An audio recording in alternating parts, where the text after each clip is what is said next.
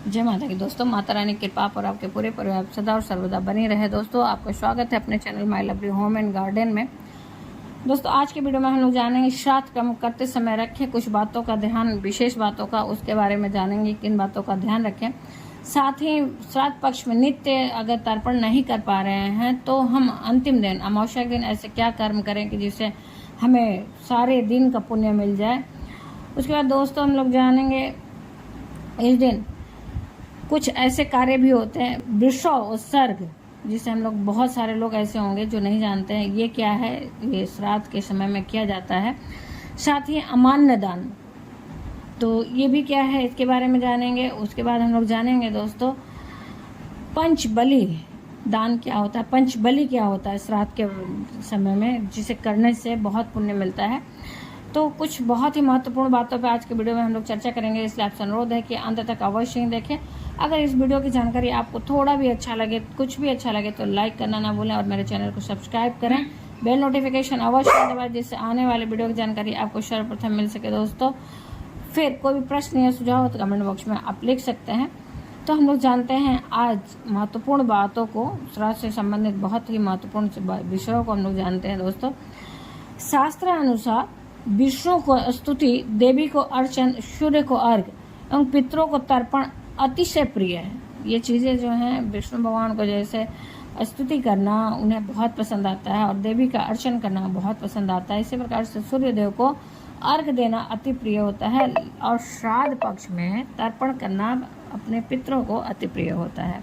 इसलिए श्राद्ध पक्ष में कुतुब काल में नित्य तर्पण करना चाहिए। तर्पण सदैव काले तिल, दूध, पुष्प, कुश, तुलसी, नर्मदा या गंगा जल मिश्रित जल से करें।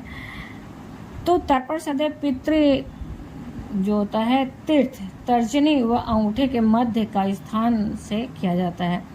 फिर दोस्तों हमें क्या सावधानियां रखनी चाहिए जानते हैं। श्राद्ध में लोहे या स्टील के पात्रों का उपयोग नहीं करना चाहिए। शास्त्रानुसार श्राद्ध कर्म में लोहे या स्टील के पात्रों का प्रयोग वर्जित है। श्राद्ध क्रम में चांदी के पात्रों को सर्वश्रेष्ठ बताया गया है। चांदी के अभाव में तांबे के पात्रों का प्रयोग कर सकते हैं। दोस्तों, फिर उसके बाद जानते हैं कि श्राद्ध में वृषोत्सर्ग का बहुत महत्व है। तो वो क्या है? शास्त्रानुसार शास्त्र में वृष यानी कि नंदी छोड़ने का बहुत महत्व बताया गया है। जैसे गौदान तो सभी लोग जानते हैं और गौदान प्राय लोग करते भी हैं। गौदान के समान ही वृषदान भी करना चाहिए, लेकिन यह कर्म केवल पुरुषों के निमित्त ही करना चाहिए, महिलाओं के लिए नहीं। तो दोस्तों, वृषोत्सर्ग के बिना किए गए श्राद्ध का फल भी निष्फल हो जाता है, ऐसा माना जाता है, हमारे शास्त्रों में ऐसा वर्णित है। तो इसलिए कहा जाता है कि मतलब एक बार अवश्य वृष दान, वृक्ष छोड़ें, तो नंदी होते हैं जो सांड कहा जाए शुद्ध हिंदी में, उन्हें एक बार छोड़ने का नियम है अपने पूर्वजों के निमित्त, जो पुरुष हैं उनके निमित्त। फिर उसके बाद दोस्तों अमान्य दान से श्राद्ध की संपन्नता होती है। तो अमान्य दान क्या है उसे हम लोग स्पष्ट करके समझते हैं। हमारे शास्त्रों में स्पष्ट निर्देश है कि जो व्यक्ति श्राद्ध में ब्राह्मण भोज कराने में असमर्थ है, जो श्राद्ध में कर्म किए जाते हैं, अगर आप समय नहीं है या फिर आपके पास सामर्थ्यता नहीं है तो अमान्य दान करके आप श्राद्ध को संपन्न कर सकते हैं। तो अमान्य दान किसी ब्राह्मण को ही किया जाता है और किया जाना चाहिए। ग्रामीण अंचलों में इसे सीधा देना भी कहा जाता है, जिससे आप ब्राह्मण के लिए सीधा निकाल के दान दे सकते हैं। इसे अमान्य दान कहा जाता है। अगर घर पे बुला के नहीं खिला पा रहे हैं तो आप अमान्य दान करके सीधा निकाल के सीधा दान देके आप इस कर्म को पूरा कर सकते हैं। दोस्तों, अमान्य दान अन्न, घी, गुड़, नमक आदि भोजन में प्रयुक्त होने वाली वस्तुएं होती हैं। इसी तरह से दोस्तों श्राद्ध पक्ष में अपने पितरों की स्तुति करना, इसके लिए क्या है दोस्तों, अपने पितरों को हमेशा ही ऐसे तो याद करना चाहिए उनका आशीर्वाद प्राप्त करने के लिए। लेकिन श्राद्ध पक्ष में नित्य कर्मकांड पुराणांतर्गत पितृ स्तुति करने से पितृ प्रसन्न एवं तृप्त होकर अपना आशीर्वाद प्रदान करते हैं। दोस्तों, तो इसलिए जरूर ही मतलब आप पूरे वर्ष उन्हें करते हैं कि नहीं करते हैं याद, लेकिन श्राद्ध पक्ष में जरूर उनकी स्तुति करें और उनका ध्यान करें। दोस्तों, इस तरह से हम लोग अब चलते हैं, जानते हैं पंचबली क्या है और क्यों करना चाहिए इसे। दोस्तों, इन कर्मों के साथ साथ ही पितृपक्ष में पंचबली क्या होता है, पंचबली कर्म क्या होते हैं उसे जानते हैं। और ये पितृपक्ष में ये श्राद्ध कर्म में किए जाते हैं। तो दोस्तों, श्राद्ध पक्ष तो आरंभ हो चुका है और चल भी रहा है। श्राद्ध पक्ष में पितरों के निमित्त तर्पण और पिंडदान करने का खास महत्व रहता है। परंतु यदि आप यह नहीं कर पा रहे हैं प्रत्येक दिन का, या फिर जब भी तिथि है नहीं कर पा रहे हैं, तो पंचबली कर्म जरूर करें, क्योंकि इससे बड़ा श्राद्ध में कोई पुण्य नहीं है। इसे करने से सभी देवी देवता और पितर प्रसन्न होकर आशीर्वाद देते हैं। तो क्या है पंचबली कर्म? श्राद्ध पक्ष में ब्राह्मण भोज सहित, मतलब प्रथम नंबर पे ब्राह्मण भोज के बाद आता है गाय को कराना, दूसरे नंबर पे आता है कुत्ते, और तीसरे नंबर पे आता है कौवे, और चौथे नंबर पे चींटी, और पांचवें नंबर पे आता है अपने देवों के लिए विशेष स्थान पर भोजन रखा जाता है। इसे बोलते हैं पंचबली कर्म। मतलब सभी के नाम से, जैसे गाय है तो गाय को आप खिला दीजिए, कुत्ते को खिला दीजिए, कौवों को आप डाल दीजिए, कौवों के निमित्त डाल दीजिए। साथ ही आप दोस्तों चींटियों के निमित्त भी, जहाँ पे देखिए चींटियाँ निकलती हैं, जहाँ उनका छिद्र रहता है वहाँ पे आप डाल सकते हैं। उसके बाद आप इसी प्रकार से भगवान अपने देवों के निमित्त और पितरों के निमित्त भी भोजन, आप जैसे छज्जा है वहाँ पे ऊपर कहीं स्थान है तो वहाँ पे डाल दें। तो इस तरह से 5 जगहों पे भोजन किया जाता है दान। प्रथम गौ को बलि दें, तो घर में पश्चिम दिशा में गाय को महुआ या पलाश के पत्तों पर गाय को भोजन कराया जाता है। मतलब आप अपने घर के पश्चिम दिशा में जाके गौ को भोज कर दें, और गाय को भोजन देते वक्त बोलें गौभ्यो नमः कहकर प्रणाम करें और भोजन कराएं।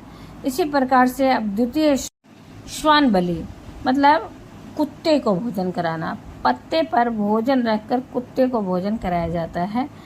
फिर तृतीय होता है काक, मतलब कौवे को। तो दोस्तों कौवों को छत पर या भूमि पर रखकर उनको बुलाया जाता है जिससे वे भोजन करें। तो इस प्रकार से आप कर सकते हैं।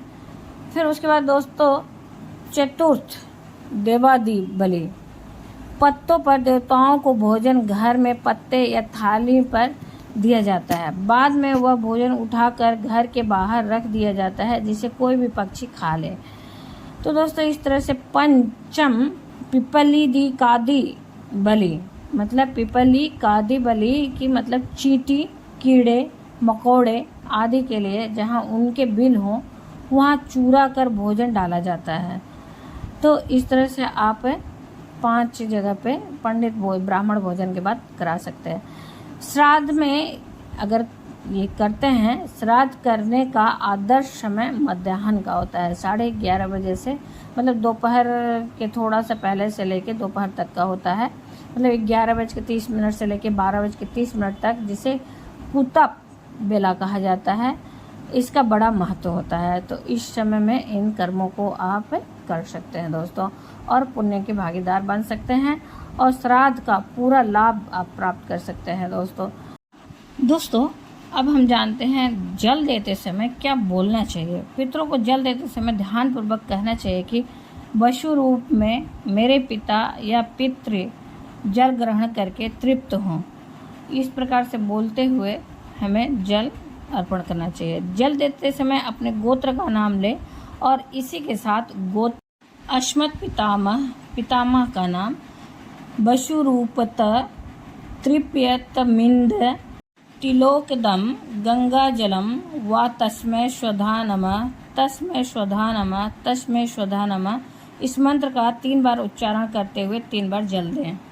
दोस्तों इस मंत्र को मैं स्क्रीन पर भी लिख दूंगी, आप वहां से भी देख लीजिएगा। फिर तिल और कुशा का महत्व क्या है। कुशा को भगवान विष्णु का प्रतीक माना जाता है और तिल में भगवान विष्णु का वास होता है। माना जाता है कि जब कुशा से आप पितरों को तर्पण करते हैं तो भगवान विष्णु की कृपा से पितरों को मोक्ष की प्राप्ति होती है। इससे पितर भी आपसे प्रसन्न होकर आशीर्वाद देते हैं और आपके संकट दूर हो जाते हैं दोस्तों। तो इस प्रकार से हमें जल देना चाहिए। साथ ही पितरों को जल देने की विधि क्या है उसे जानते हैं। नदी में स्नान करने के बाद पितरों को जौ, काला तिल और 1 लाल फूल डालकर दक्षिण दिशा की ओर मुंह करके खास मंत्र बोलते हुए जल अर्पित करना होता है। दोस्तों, सर्वप्रथम अपने पास शुद्ध जल, बैठने का आसन कुशा का हो तो अति उत्तम है। बड़ी थाली या तांबे की प्लेट, कच्चा दूध, गुलाब के फूल, फूल की माला, कुशा, सुपारी, जौ, काली तिल, जनेऊ आदि आपके पास होने चाहिए सामग्री। फिर आसन पर बैठकर 3 बार आचमन करें। ओम केशवाय नमः, ओम माधवाय नमः, ओम गोविंदाय नमः बोलते हुए आचमन करने के बाद हाथ धो लें और हाथ धोकर अपने ऊपर जल छिड़कें, अर्थात पवित्र होवें। फिर गायत्री मंत्र से शिखा बांधकर तिलक लगाएं और तिलक लगाकर कुशे की पवित्री अंगूठी बनाकर अनामिका उंगली में पहनने का विधान है। पहनकर हाथ में जल, सुपारी, सिक्का, फूल लेकर निम्न संकल्प लें। अपना नाम एवं गोत्र उच्चारण करें। फिर बोले अथ श्रुति स्मृति पुराणोक्त फल प्राप्त्यर्थम देवर्षि मनुष्य पितृतर्पणम करिष्ये। इस मंत्र का मतलब इसका उच्चारण करते हुए आप करेंगे। इसके बाद थाली में जल, कच्चा दूध, गुलाब की पंखुड़ी डालें। फिर हाथ में चावल लेकर देवता एवं ऋषियों का आह्वान करें। स्वयं पूर्व मुख करके बैठें। जनेऊ को रखें। कुशा के अग्रभाग को पूर्व की ओर रखें। देव तीर्थ से अर्थात दाएं हाथ की अंगुलियों के अग्रभाग से तर्पण करें। इसी प्रकार ऋषियों को तर्पण दें। अब उत्तर मुख करके जनेऊ को कंठी करके माला जैसी पहने एवं फालती लगाकर बैठें एवं दोनों हथेलियों के बीच से जल गिराकर दिव्य मनुष्य को तर्पण दें। अंगुलियों से देवता और अंगूठे से पितरों को जल अर्पण किया जाता है। इसके बाद दक्षिण मुख बैठकर जनेऊ को दाहिने कंधे पर रखकर बाएं हाथ के नीचे ले जाएं। थाली में काली तिल छोड़ें। फिर काली तिल हाथ में लेकर अपने पितरों का आह्वान करें। ओम आगच्छन्तु मे पितर इमं ग्रहन्तु जलांजलिम। फिर पितृतीर्थ से अर्थात अंगूठे और तर्जनी के मध्य भाग से तर्पण करें। तर्पण करते वक्त अपने गोत्र का नाम लेकर बोलें। गोत्रे अश्मत पितामह, पिता का नाम, वशुरूपत, त्रिप्यतमिंद, तिलोकदम, गंगा जलम व तस्मै स्वधा नमः, तस्मै स्वधा नमः, तस्मै स्वधा नमः। इस मंत्र से पितामह और परदादा को भी 3 बार जल दें। इसी प्रकार 3 पीढ़ियों के नाम लेकर जल दें। इस मंत्र को पढ़कर जलाम जली पूर्व दिशा में 16 बार, उत्तर दिशा में 7 बार और दक्षिण दिशा में 14 बार जल देते हैं। जिनके नाम याद नहीं हो तो रुद्र, विष्णु और ब्रह्मा जी का नाम उच्चारण कर लें। भगवान सूर्य को जल चढ़ाएं। फिर कंडे पर गुड़ घी की धूप दें। धूप के बाद 5 भोग निकालें और पंचबली का भोग दें। इसके बाद हाथ में जल लेकर ओम विष्णुवे नमः, ओम विष्णुवे नमः, ओम विष्णुवे नमः बोलकर यह कर्म भगवान विष्णु जी की चरणों में छोड़ दें। इस कर्म से आपके पितृ बहुत प्रसन्न होंगे एवं मनोरथ पूर्ण करेंगे।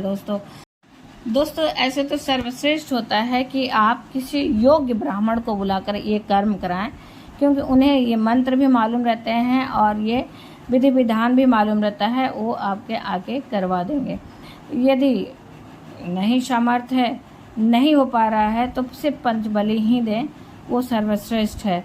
और उसे देकर और अपने पितरों को याद करते हुए आप तिल, चावल और पुष्प डालकर जल अर्पित करें। उसमें कुशा डाल के अर्पित कर सकते हैं। इस प्रकार से सिर्फ क्षमा याचना मांगते हुए, पितृ ऐसे नहीं है कि आपको श्राप देंगे या क्रोधित होंगे। उनसे क्षमा याचना मांगें। उनके लिए जितना बन पड़े आप उनके निमित्त दान पुण्य करें और पंचबली दें।